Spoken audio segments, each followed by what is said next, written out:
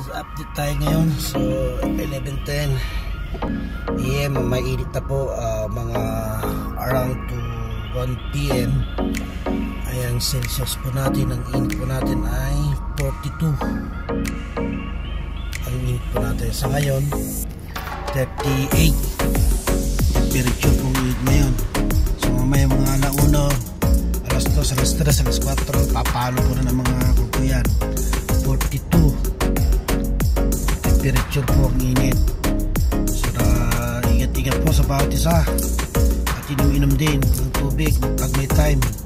Napakahirap po, lalo na po yung mga matatanda, mga mahihirang katawan.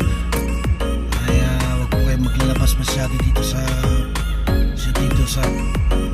sa Manila, Metro Manila, lalo dito sa Pasay, Ortigas, ayan po, dito sa Cubao, Malate, ayan po, sobrang init po. Kaya update ko kayo sa hindi pa nakakaalam sa init. Yung mga nakaalam na paalam nyo po para meron po sila na para magkaroon po sila ng preparation. Napakahirap po pag may stroke po kayo. May balita po yata, may isang trader po may stroke. Yun na po nakakagalaw ka rin dito. Hindi ko po kanina na video, kaya napaisip po ako mag-update po sa araw na to.